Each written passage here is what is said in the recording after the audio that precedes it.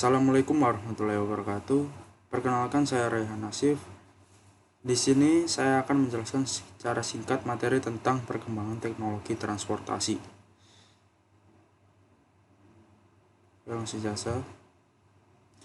Pertama, transportasi atau pengangkutan adalah perpindahan manusia atau barang dari satu tempat ke tempat yang lain dengan menggunakan sebuah kendaraan yang digerakkan oleh manusia atau mesin. Misal perpindahan manusia, kita mau berangkat ke kampus kan naik kendaraan. Nah, itu salah satu contoh perpindahan manusia menggunakan kendaraan digerakkan oleh mesin.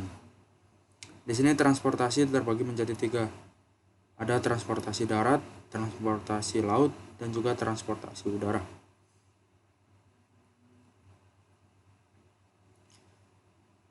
Fungsi transportasi. Yang pertama, memudahkan aktivitas manusia dalam kehidupan sehari-hari. Yang kedua, melancarkan arus barang maupun arus manusia. Yang ketiga, menunjang perkembangan pembangunan pada suatu daerah. Dan yang keempat, menunjang perkembangan ekonomi dengan jasa angkutan. Manfaat transportasi terbagi menjadi 4. Yang pertama, bagi ekonomi. Transportasi menjadikan supply barang lebih mudah dan terjamin sehingga harga barang akan tetap stabil. Yang kedua, dapat menjadikan pelayanan untuk masyarakat baik itu perorangan atau kelompok, serta menyediakan jasa bagi perjalanan. Yang ketiga, kewilayahan dapat memudahkan dalam memenuhi berbagai macam kebutuhan bagi daerah-daerah, khususnya daerah yang sedang mengalami pembangunan atau perbaikan. Yang keempat, politisi dapat menciptakan persatuan, meningkatkan keamanan negara, dan juga mempermudah dalam mengatasi permasalahan misal seperti menuju lokasi bencana. Next, suatu daerah. Dan yang keempat, menunjang perkembangan ekonomi dengan jasa angkutan. Manfaat transportasi terbagi menjadi 4. Yang pertama, bagi ekonomi. Transportasi menjadikan supply barang lebih mudah dan terjamin sehingga harga barang akan tetap stabil. Yang kedua, dapat menjadikan pelayanan untuk masyarakat baik itu perorangan atau kelompok, serta menyediakan jasa bagi perjalanan. Yang ketiga, kewilayahan dapat memudahkan dalam memenuhi berbagai macam kebutuhan bagi daerah-daerah, khususnya daerah yang sedang mengalami pembangunan atau perbaikan. Yang keempat, politisi dapat menciptakan persatuan, meningkatkan keamanan negara, dan juga mempermudah dalam mengatasi permasalahan misal seperti menuju lokasi bencana. Next, sejarah transportasi di Indonesia. Transportasi darat pada tahun 1842, pemerintah kolonial Belanda membentuk jalur kereta api yang menghubungkan antara Semarang, Jogja, serta Surakarta. Pada awalnya, pembangunan jalur kereta api pada Indonesia bertujuan untuk menaikkan efektivitas serta efisiensi pengiriman hasil pertanian asal pedalaman menuju ke pelabuhan. Kemudian, transportasi udara. Perkembangan teknologi penerbangan Indonesia tidak terlepas dari kiprah Nurtanio Pringgoadisturyo dan Wiweko Supomo. Mereka berhasil menerbangkan pesawat kursi tunggal yang dinamakan dengan Sikumbang. Transportasi air. Perkembangan teknologi transportasi laut di Indonesia sudah terdapat pada masa kerajaan-kerajaan Hindu-Buddha dan sudah ditulis oleh karya Suwardono pada buku sejarah di Indonesia pada masa Hindu-Buddha.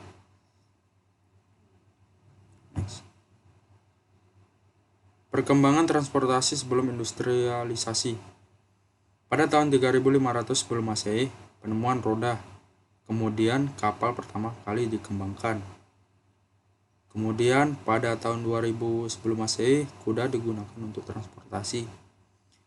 Misal untuk bepergian dari rumah ke pasar, terus untuk mengangkut barang-barang. Itu orang-orang pada zaman dahulu. Kemudian pada tahun 1769 mobil pertama dengan mesin uap. Dan pada tahun 1790 sepeda pertama kali ditemukan. Perkembangan transportasi setelah zaman industrialisasi. Pada tahun 1801 lokomotif uap pertama. Kemudian pada tahun 1867 sepeda motor pertama dengan bahan bakar.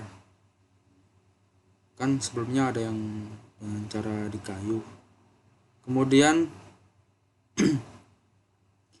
pada tahun 1879 kereta api listrik pertama dikembangkan.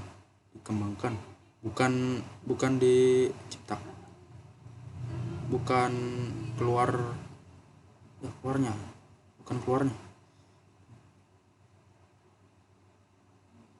Kemudian pada tahun 1926 roket berbahan bakar cair pertama diluncurkan, dan pada tahun 1953 kapal digerakkan dengan nuklir pertama diluncurkan.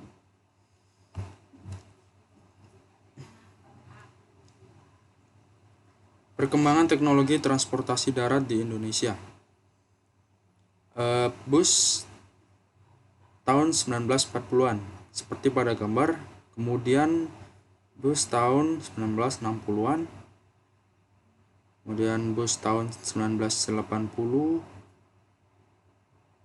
dan bus tahun 2000-an. Sepertinya masih ada seperti itu sampai sekarang. Sumber gitu. Dan yang terakhir, bus listrik tahun 2020.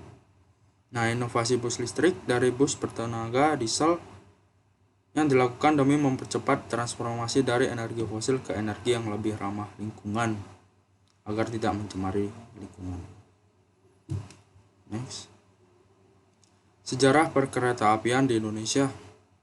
Sejarah kereta api di Indonesia diawali dengan pembangunan jalan kereta api di Desa Kemijen pada tanggal 17 Juni 1864 oleh Gubernur Jenderal Hindia Belanda. Ruas jalan ini dibuka untuk angkutan umum pada tanggal 10 Februari 1870 dapat menghubungkan kota Semarang sampai dengan Surakarta, sekitar jaraknya 110 km. Kemudian berkembang menjadi 3.338 km pada tahun 1990. Jenis kereta pada tahun 1876 sampai dengan 1925, kereta penumpang adalah sarana untuk mengangkut penumpang. Kemudian untuk mengangkut barang disebut gerbong. Dan ada juga untuk mengangkut barang cair disebut kettle. Sejak dahulu, kereta dibuat secara lokal dengan sasis dan rangka baja, sedangkan bodi dibuat dari kayu. Next. Sejarah perkeretaapian di Indonesia. Pasca kemerdekaan, selanjutnya perusahaan kereta api diambil alih oleh Angkatan Muda Kereta Api, yaitu AMKA.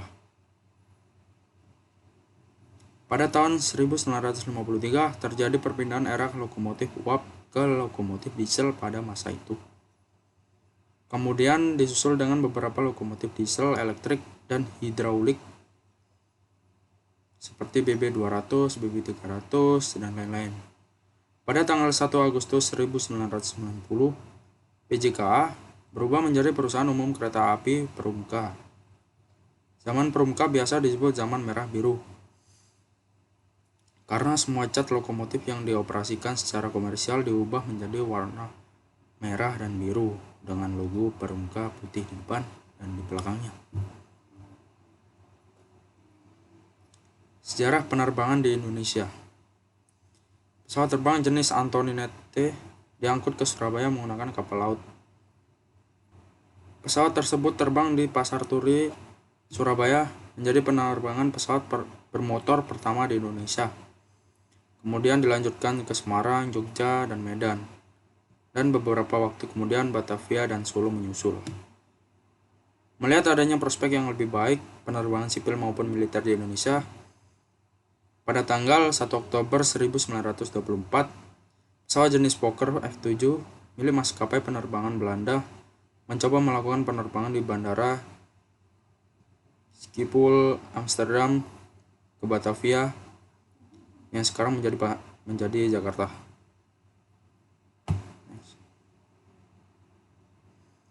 Perkembangan teknologi transportasi udara. Pada tahun 1913, pesawat pertama seperti pada gambar.